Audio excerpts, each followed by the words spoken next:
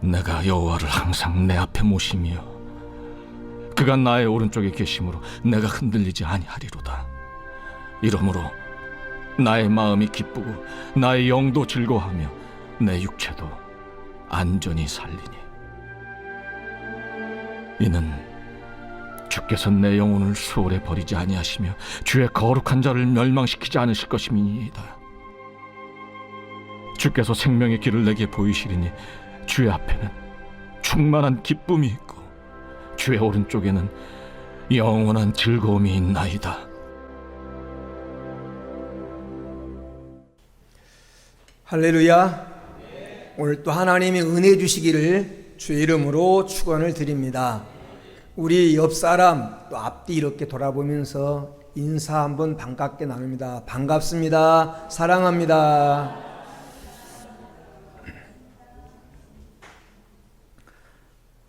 오늘은 지난주 말씀에 이어서 참 성도됨의 증거라는 제목으로 같이 하나님의 음성을 듣고자 합니다.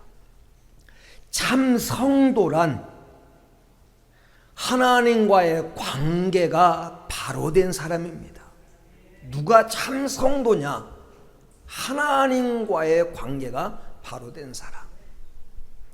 하나님과의 관계가 바로 될 때 이 사람은 시편 1편이나 에레미야 17장에 나오는 내용처럼 물가에 심기운 나무와 같아서 철을 따라 열매를 맺고 가뭄이 올지라도 걱정이 없고 잎사귀가 청청하고 모든 일이 형통한다, 이렇게 말하고 있습니다. 하나님과 관계가 바로 될 때 이 사람은 요한복음 15장에 나오는 비유의 말씀처럼 포도나무 줄기에 줄 가지에 뿌리에 붙어있는 줄기처럼 때를 따라 열매를 맺고 주인의 보호를 받게 됩니다. 하나님과 바른 관계를 맺게 될 때 이 사람은 시편 23편에 나오는 선한 목자와 바른 관계를 맺는 양처럼 푸른 초장 쉴만한 물가로 인도를 받게 되고 어렵고 힘든 상황을 만나도 걱정할 것이 없다. 왜? 목자의 보호를 받기 때문에. 그런데 신앙생활을 하면서도 하나님과의 관계가 잘못되면, 하나님과의 관계가 바르지 못하면 아무리 그럴듯하게 보여도 그 사람에게는 평안이 없습니다. 하나님과의 관계가 바로 되지 못하면 그 내면에 마음속에 평안이 없습니다. 두 번째는 기쁨도 없습니다. 참 기쁨. 인간은 하나님과 바른 관계 속에서 평안을 누리고 기쁨을 얻도록 하나님이 창조했는데 이 하나님과 관계가 잘못되고서는 아무리 좋은 것을 누리며 살아도 그 삶에 편리는 있을 수 있고 수준 높은 문화생활 누릴지 몰라도 그 속에 진정한 내면에서부터 막 솟아나는 기쁨이나 그리고 참 평안은 없습니다. 그리고 하나님과의 관계가 잘못된 사람은 자유함이 없습니다. 자유자 같지만 하나님과의 관계가 잘못된 사람은 보이지 않는 마귀의 종이요 죄의 종이며 사슬에 묶여있는 상태와 같습니다. 그러므로 하나님과의 관계가 중요합니다. 하나님과의 관계가 바를 때 행복도 누리고 신앙생활의 보람도 느끼고 자유함을 누리며 살아갈 수가 있습니다. 성도가 하나님과 바른 관계 속에서 살아가기 위해서 항상 해야 될 일이 있다. 이 항상이라고 하는 말은 언제나 늘 어떤 상황 속에서도 초지일관, 어떤 상황 속에서도 처음 먹는 마음 변하지 않고 늘 해야 될 일, 하나님과 관계가 바로 된 사람은 항상 이 세 가지 삶을 살아갑니다. 첫째는 항상 여호와를 앞에 모시고 살아갑니다. 하나님과의 관계 속에서 어떤 사람은 하나님을 뒤에 모시고 신앙생활하는 사람이 있어요. 가는 길도 자기가 결정하고 하는 행동도 자기가 결정하고 내가 알아서 할 테니 하나님은 내 뒤를 따라오세요. 하나님을 뒤에 모시고 신앙생활하는 성도들이 있습니다. 누가복음 2장 44절에서 45절에 나오는 예수님 부모와 같이 예수님과 함께 길을 동행하면서 예수님은 뒤에 따라온 줄로 알고 부부끼리 재미나게 얘기하면서 그냥 하루길을 갔어요. 하루길을 갔는데 뒤돌아보니까 예수님이 안 계신 겁니다. 이처럼 예수님을 뒤에 모시고 예수님이 나와 동행하는지 안 하는지 따라오는지 모르고 혼자 갈 길을 가는 사람이 있어요. 이 사람은 누가복음 2장 44절 45절에 보니까 헛된 거리입니다. 하루길을 갔는데 다시 하루길을 돌아와요. 그리고 그 잃어버린 하루에 이 하루길 동안 찾는 동안 얼마나 마음이 불안했겠습니까? 평안을 잃어버린 거예요. 혹시 여러분 신앙생활하면서 하나님을 여러분 뒤에 모시고 모든 결정은 자기가 하고 자기 마음대로 자기 방법대로 인생을 살아가지 않습니까? 그 사람은 하나님을 뒤에 모시고 사는 사람입니다.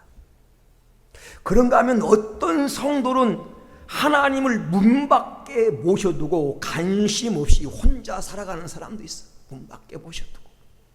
요한계시록 3장 20절에 보면 볼지어다 내가 문 밖에 서서 두드리노니 누구든지 내 음성을 듣고 문을 열면 내가 그에게로 들어가 그와 더불어 먹고 그는 나와 더불어 먹으리라.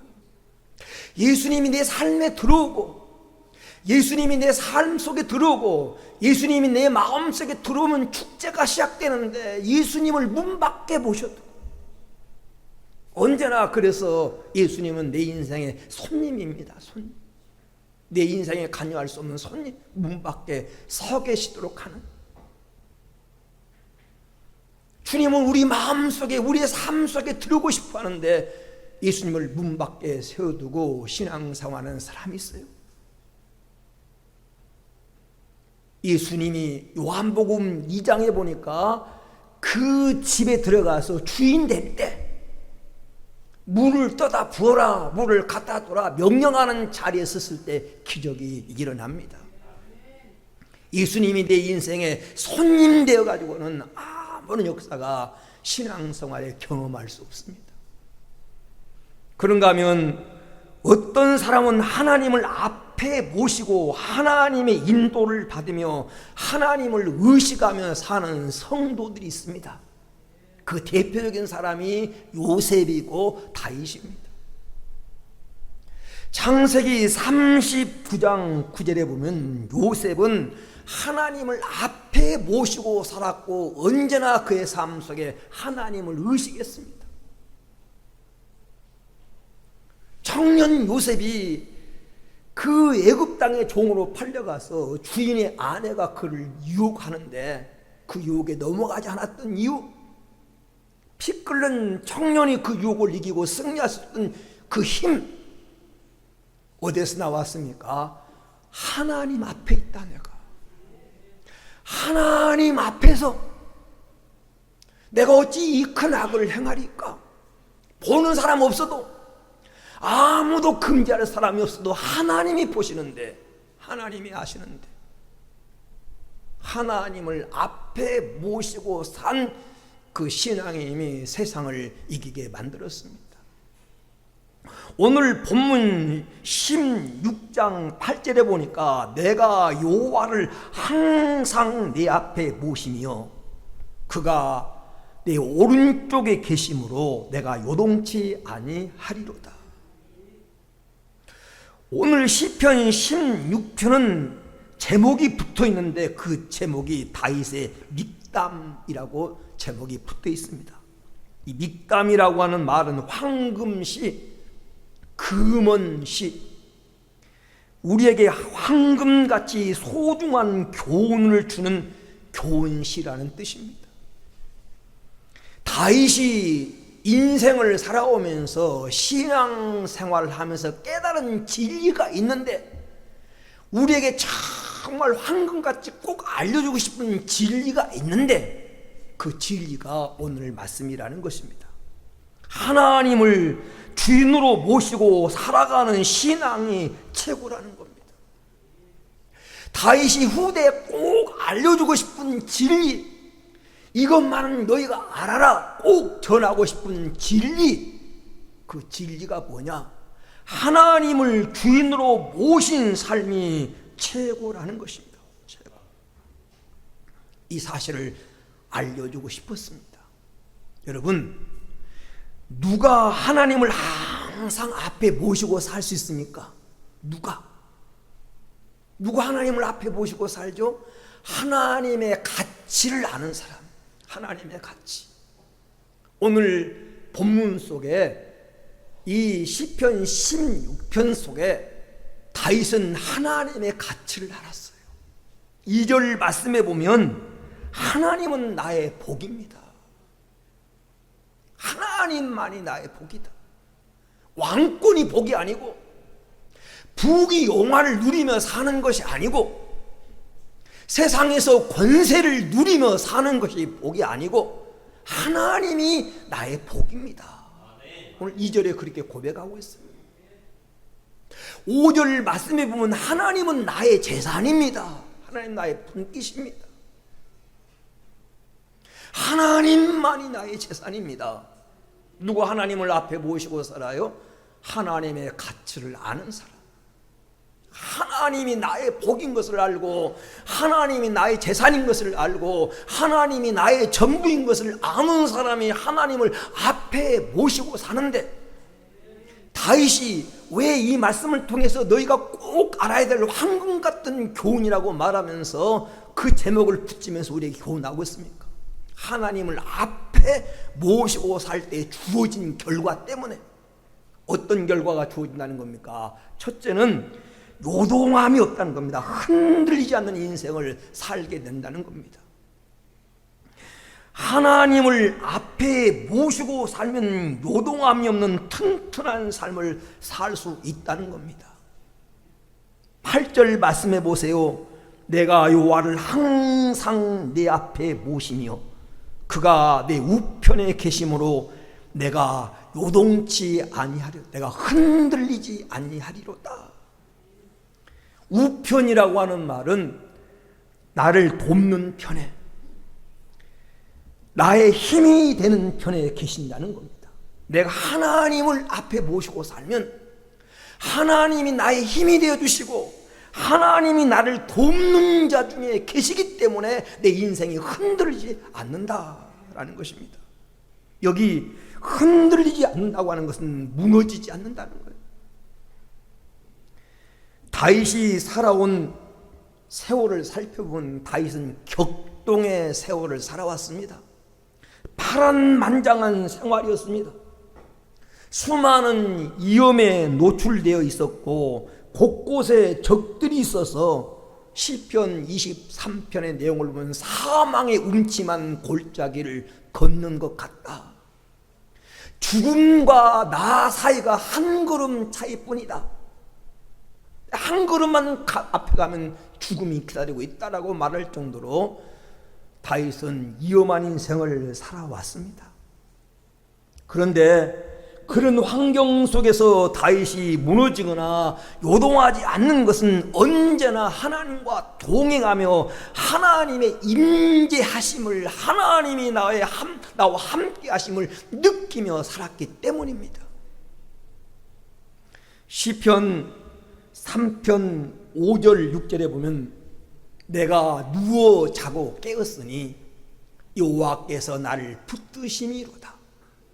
천만인이 나를 애워싸 진친다 하여도 나는 두렵지 아니하리로다. 여러분, 우리는 이 말을 그냥 범상하게 읽지만 다윗의 삶에는 우리가 그냥 쉽게 넘겨갈 그런 내용이 아니에요. 여러분, 이렇게 생각해 보세요. 누가 여러분을 죽이겠다고 칼 들고 총 가지고 한 사람만 쫓아다녀도 내가 안심하고 길을 갈 수 있겠습니까? 안심하고 밤에 잠을 잘 수 있겠습니까? 다 불안할 수밖에 없는 거예요. 누가 지금 나를 노리고 있는지 모르는데, 어느 쪽에서 총을 쏠지 모르는데, 나를 죽이겠다는 사람이 한 사람만 있어도 삶이 평안하잖아요. 사람이요, 살아가다가 내가 아무런 잘못이 없는데 송사에, 잘못된 사람에게 고소당해 송사에만 휘말려도 늘 괴로워요. 저도 노예일 하다가 재판 고소당해가지고 법원에 서본 적이 있는데 괴로워요. 이게 제가 있든 없든 가면 경찰 앞에 불려가고 검사 앞에 불려가서 신문 받아는 것이 괴로워요. 그런데 여러분, 누가 여러분을 죽이겠다고 쫓아다니면 어떻게 평안하게 잠을 잘 수 있겠냐 말이에요. 근데 다윗은 어떤 사람이었냐면 사울왕 최고의 권력자가 다윗을 죽이겠다라고 특별 부대를 만들, 부대, 다윗만 쫓아다니는 부대. 다윗 한 사람 정적으로 알고 다윗을 제거하기 위해서 3,000명 특수부대를 만들어가지고 다윗을 쫓아다닌 겁니다. 그러니 온 나라에 정보원을 깔고 현상금을 걸고 다윗을 죽이겠다고 하는데 다윗이 어떻게 평안히 발 뻗고 잘 수 있겠어요? 그런데 천만인이 나를 애워싸 진친하여도 나는 두렵지 않다. 내가 누워 자고 깨었으니 하나님이 나를 붙드심이로다. 오늘 다윗이 그런 열악한 환경 속에서도, 그 고통스러운 환경 속에서도 평안을 누리고 잠을 잡고 발을 뻗고 잠을 잘 수 있었던 이유, 그 이유가 뭐냐? 하나님이 나와 함께 하신다. 내가 하나님이 내 앞에 계시고 하나님이 우편에서 나를 보호하신다. 이 사실을 그는 믿었기 때문에 그것이 가능했던 것입니다. 이러한 담대함의 힘이 하나님이 우편에서 나를 지키신다고 하는 그것 때문에 흔들리거나 요동하지 않았습니다. 여기 8절에 하나님을 항상 내 앞에 모신다는 말의 의미가 무엇입니까? 모든 일에 있어서 하나님을 의식하고 하나님의 뜻을 제일로 여기며 하나님의 주권을 믿는 신본주의 신앙입니다. 참새 한 마리도 하나님의 허락 없이 떨어지지 않는데 하나님이 나를 지키신다면 누가 나를 괴롭게 하겠느냐? 이 확신이 다윗에게 있었습니다. 그가 그러므로 나의 오른쪽에 계심으로, 이 오른쪽에 계신다는 말이 무슨 말입니까? 멀리 계시지 않는다는 거예요. 언제나 다윗 가까이에서 친근한 곳에서 힘이 되어주시고 지켜주신다는 의미입니다. 이 믿음이 있으면 흔들리지 않습니다. 누가 이 확신을 가지고 살아갈 수 있습니까? 하나님을 앞에 모시고 살 때.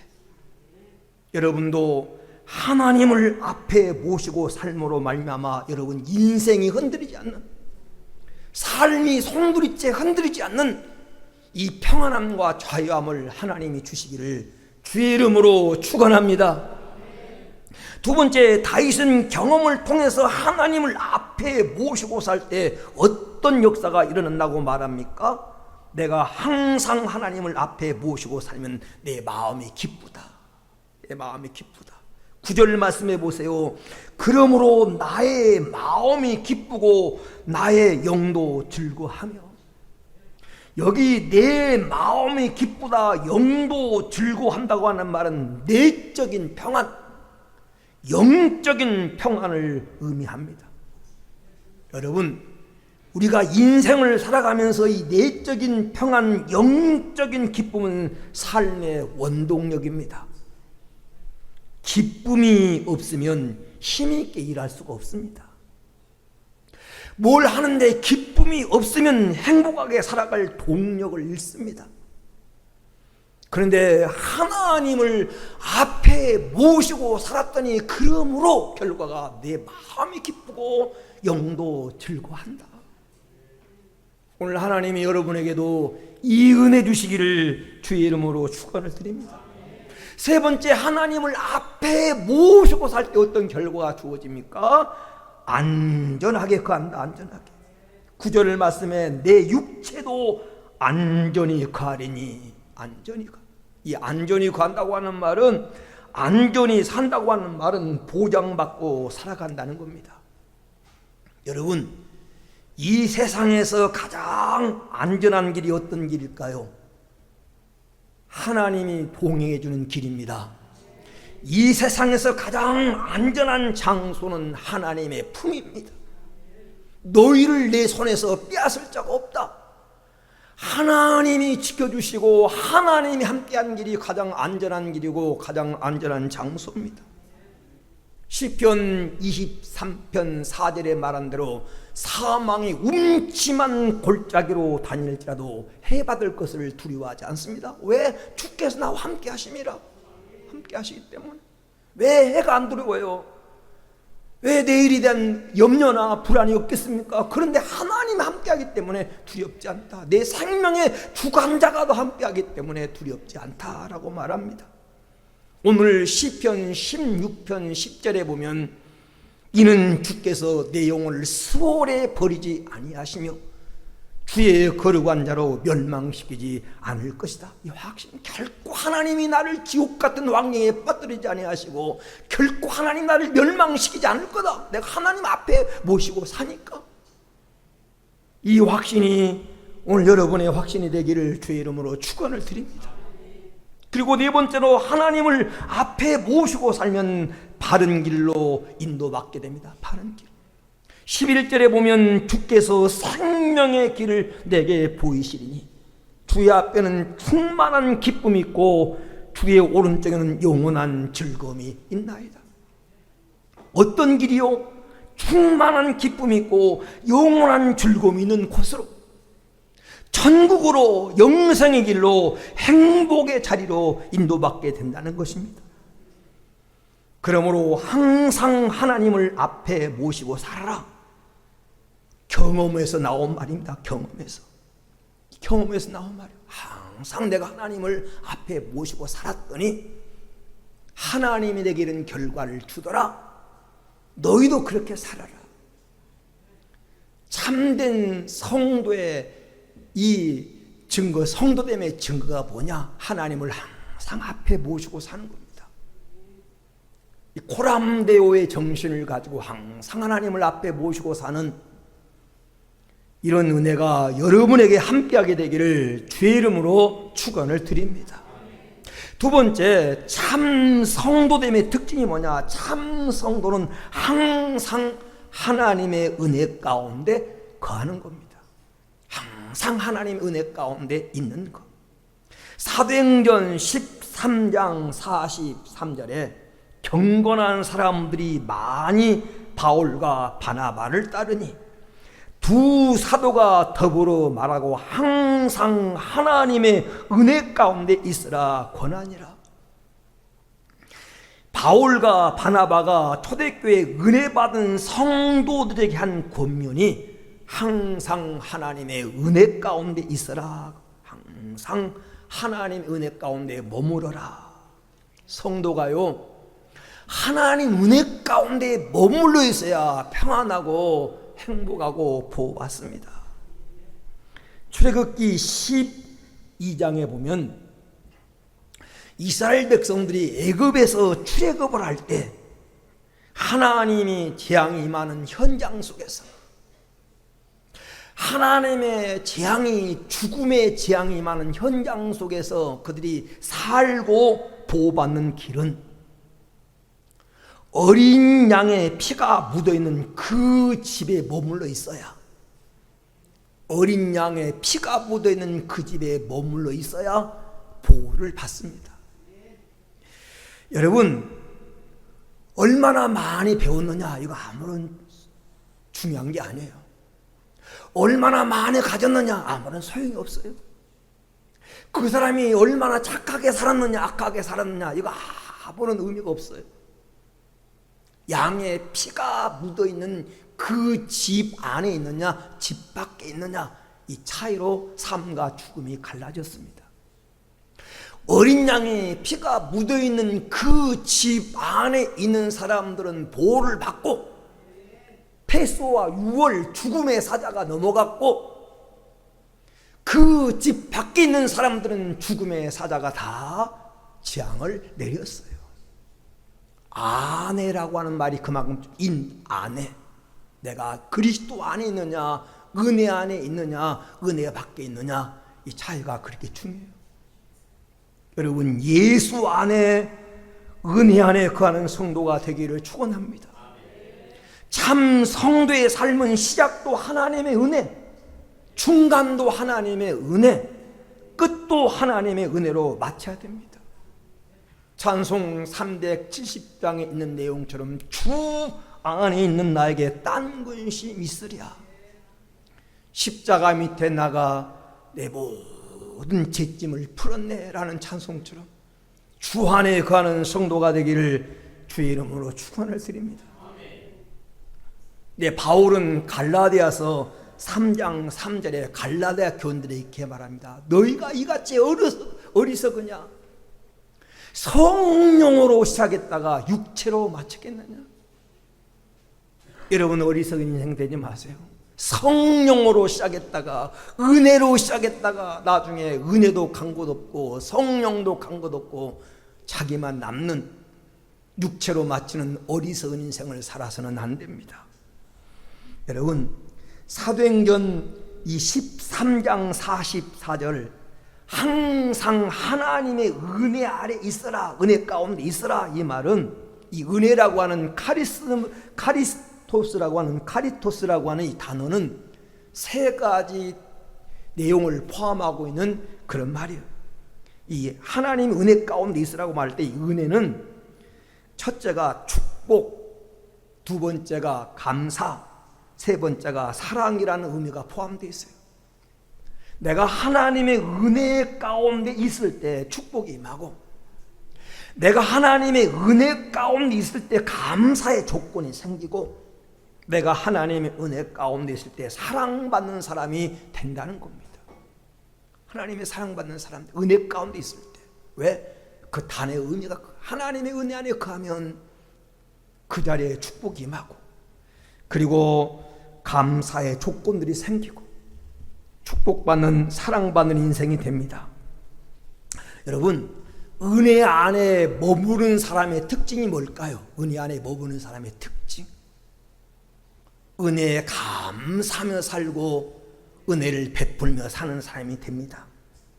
마태복음 18장 23절에서 36절에 보면 어떤 사람이 임금에게 엄청난 빚을 졌습니다. 평생 벌어도 갚을 수 없는 100억이 넘는 엄청난 빚을 졌어요. 근데 주인이 어느 날 왕이 그 빚을 갚으라고 말합니다. 근데 이 사람이 아무리 생각해봐도 도저히 그 빚을 갚을 수 없는 빚이었어요. 그래서 왕 앞에 찾아가서 내가 살면서 조금씩 갚을 테니까 제발 자비를 베풀어 달라고 왕에게 호소를 합니다. 왕이, 이 사람의 호소를 들은 왕이 가만히 생각해 보니까 저 사람이 평생 벌어도 갚을 수 없는 엄청난 빚이었기 때문에 그 빚을 모두 탕감해 줍니다. 일부만 탕감해 줘도 감사한데 천천히 벌어서 갚으라고 그 말만 해줘도 감사한데 모든 빚을 다 탕감해 준 겁니다. 얼마나 여러분 감사하겠습니까? 얼마나 이 왕의 은혜에 대해서 고마움을 느끼겠습니까? 이 사람 어떻게 살아야 되겠어요? 그 빚을 탕감해 줌에 대한 감사한 마음을 가지고 나도 다른 사람의 어려움을 내가 은혜 베풀며 도와주며 살아야겠다, 이런 마음 가져야 되지 않겠습니까? 그런데 이 사람에 대한 소식이 왕에게 들려왔는데 좋은 소식이 아닙니다. 이 사람이 자신에게 작은 빚진 사람 있었는데 그 사람이 자기에게 작은 100억이 넘는 엄청난 빚을 탕감받은 사람이 자기에게 100만 원 빚진 사람 찾아가가지고 빚 안 갚는다고 욕을 하고 막 때리기도 하고 또 법에 고소하기도 하고 그랬다는 소식이 왕에게 들린 겁니다. 왕이 그를 불러다가 이렇게 말합니다. 내가 너를 불쌍히 여긴같이 너도 내 동물을 불쌍히 여긴 것이 마땅하지 아니하냐? 네가 은혜를 받았으니 은혜를 베풀며 사는 게 마땅하지 아니하냐? 그러면서 저 악한 자를 옥에 가두라. 한 푼도 남김없이 다 갚을 때까지 결코 나오지 못하리라. 이런 비유의 말씀이 있습니다. 이 말씀의 삶이 무엇입니까? 은혜를 받은 삶. 하나님 은혜 받아서 하나님의 은혜 안에 거하는 성도는 첫 번째 그 은혜에 감사할 줄 알고, 그래서 여러분 다윗이나 바울처럼 내가 무엇이길래, 하나님 내가 무엇이길래 저 양치는 목동이 자리에서 나를 불러다가 이 나라 주권자를 세웠습니까? 다윗의 고백이요. 바울은 말합니다. 내가 죄인 중에 죄인 개수였습니다. 교회를 핍박하고 예수 믿는 사람을 괴롭히고 나는 정말 인간답지 못한 칠삭둥이 같은 인생을 살았는데 하나님이 나를 사도로 세우셨고 나를 일꾼으로 써주셨습니다. 내가 무엇이길래? 은혜 받은 자가 이렇게 감격하며 산 겁니다. 그리고 받은 은혜 우리가 보답한 거로 베풀며 사는 겁니다. 내가 은혜 받았으니, 내가 이렇게 은혜 받고 기쁨을 얻었으니 은혜를 베풀며 사는 것이 은혜 받은 자의 삶입니다. 은혜를 받았는데 은혜를 베풀 줄 모르면 이 비유에 나온 악한 종과 같습니다. 여러분, 은혜 받은 사람, 은혜 안에 머무는 증거는 은혜를 베풀며 사는 거예요. 여러분, 은혜에 감사하고 은혜 베풀며 사는 항상 은혜 안에 머무르는 성도가 되기를 주의 이름으로 축원을 드립니다. 또 끝으로 한 가지 더 말씀드리면, 여러분 하나님과의 관계가 바로 된 사람은 항상 하나님을 여호와를 앙망하며 삽니다. 여호와를 앙망하며 살아요. 시편 25편 15절 말씀에 내 눈이 항상 여호와를 바라보면 내 발을 그물에서 벗어나게 하실 것이미로다. 앙망한다고 하는 말은 하나님을 바라본다고 하는 말이고, 하나님을 사모한다고 하는 말이고, 하나님을 기대한다고 하는 말이에요. 왜 우리가 항상 앙망하며 살아야 됩니까? 시편 25편 15절에 말한 대로 앙망하면 내 발을 그물에서 벗어나게 한다는 겁니다. 여기 그물이라고 하는 것은 함정, 어려움, 이기, 힘들고 고통스러운 상황을 말하는 겁니다. 여러분이 하나님을 앙망하며 살 때 여러분의 발걸음을 그 그물에서, 새 올무에서 벗어나게 한 것처럼 벗어나게 하실 것이라는 겁니다. 두 번째, 우리가 하나님을 앙망하며 살 때 새 힘을 얻습니다. 새 힘. 이사야 40장 31절 말씀에 오직 여호와를 앙망하는 자는 새 힘을 얻으리니 독수리가 날개치며 올라간 것 같이 올라갈 것이라. 어떤 고난도 이길 수 있는 추진력도 주시고 이길 수 있고 해결할 수 있는 능력을 주신다는 것. 하나님 여러분에게 힘 주시기를 축원합니다. 그리고 하나님을 앙망하며 살 때 부끄러움을 당하지 않습니다. 시편 34편 5절 말씀에 그들이 주를 앙망하고 광채를 내었으니 그들의 얼굴은 부끄럽지 아니하리로다. 하나님을 바라보고 살 때 부끄러운 일 당하지 않도록, 이 세상에서 창피당하지 않도록 하나님 보호해 주시고 인도하십니다. 여러분, 우리가 신앙생활하면서 내가 하나님께 붙어있는, 하나님과 바른 관계를 맺고 사는 참 성도라고 하는 증거가 나타나야 됩니다. 그것은 하나님과 관계 속에서 하나님을 앞에 모시고 살고, 항상 하나님의 은혜 가운데 머물러 살고, 항상 어떤 환경 가운데서 이리저리 눈 돌리지 않고 뒤돌아보지 않고 하나님, 우리의 믿음의 주요 온전케 하신 이 예수를 바라보면서 그분을 앙망하며 사는 삶입니다. 이 삶이 오늘 우리 사랑하는 성도들의 삶이 되어지기를 주의 이름으로 축원합니다.